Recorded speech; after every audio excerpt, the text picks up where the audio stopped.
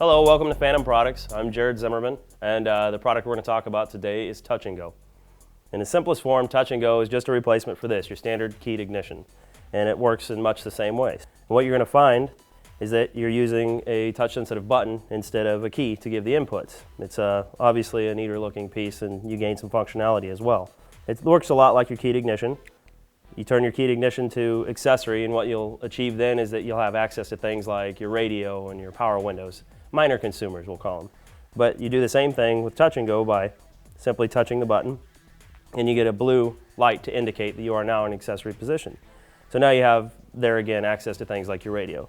Then if you want to go to on, or to the ignition side of the key switch, that's going to turn on things like your fuel pump or your engine control computer, depending on what type of automobile you have. You would get to that point by touching Touch and Go again.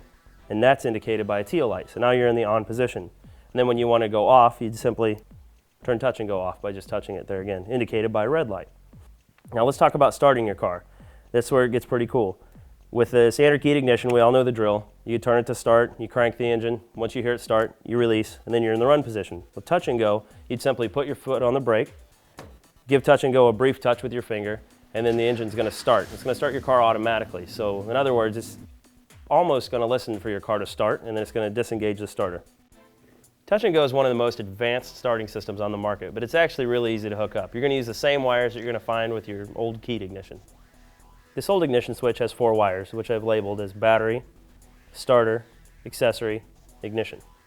Once again, you're going to find the same 4 wires on the Touch and Go. Battery, ignition, accessory, and starter. And the 5th wire is for the optional security module. Next, you'll find the auxiliary harness.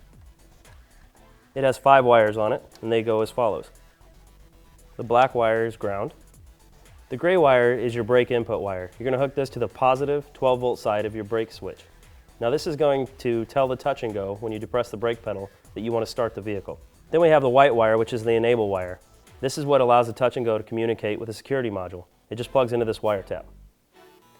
The green wire is for the retained accessory function. After you shut your engine off, Touch and Go keeps your accessories live for 10 minutes, a convenience feature found in most new cars.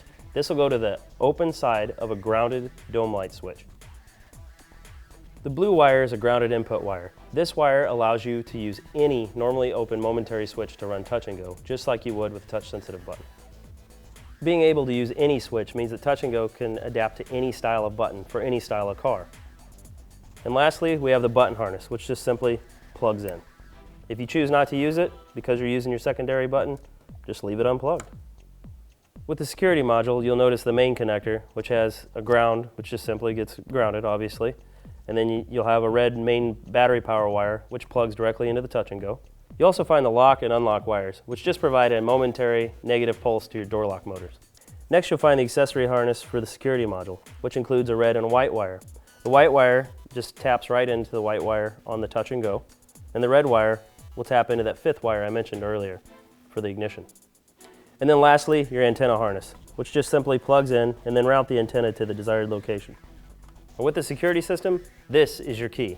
It's no bigger than a credit card. Slip it in your wallet and the rest is hands-free operation.